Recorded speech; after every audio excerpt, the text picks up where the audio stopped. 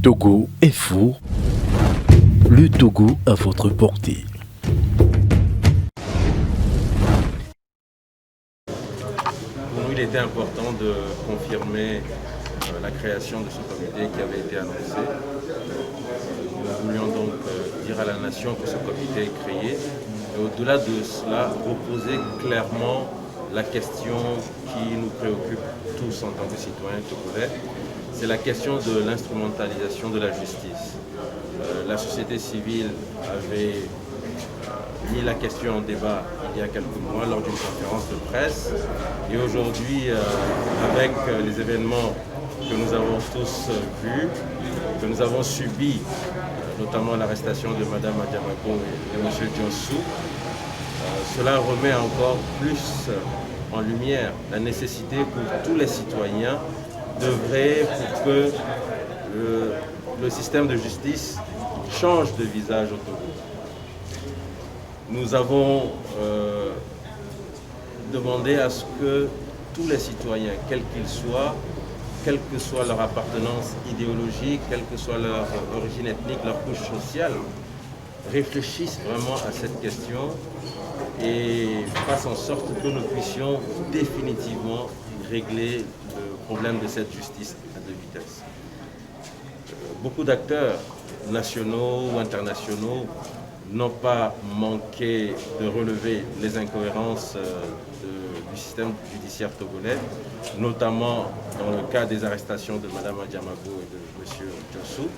Mais c'est le reflet de ce que nous avons toujours déploré.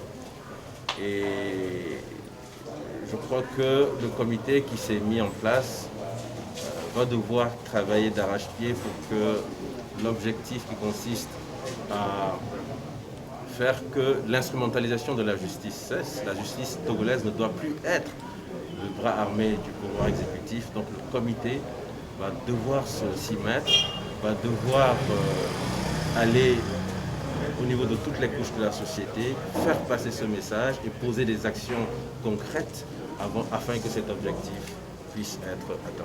Moi, ça vous dit, actions concrètes, en quoi vont consister ces actions? Actuellement, nous sommes encore en train d'élaborer une espèce de plan d'action, mais je peux déjà dire que les actions de plaidoyer sont en bonne position, puisque en ayant fait le tour des chancelleries, en ayant fait le tour de la communauté diplomatique, en ayant rencontré certaines institutions, nous sommes convaincus qu'aujourd'hui, le message peut porter. Parce que tous ont reconnu le fait que l'arrestation de Mme Adiamago et de M. Diossou, cette arrestation s'est faite sans aucune preuve concrète disponible au niveau du système de justice. Et donc si tout le monde est conscient que cette arrestation s'est faite de façon totalement inacceptable, je pense que cela peut soutenir le travail que nous voulons faire pour que ce soit l'ensemble de la société togolaise. Et là, j'insiste là-dessus. Pour nous, il ne s'agit pas de voir simplement les quelques associations membres du comité porter l'action de lutte.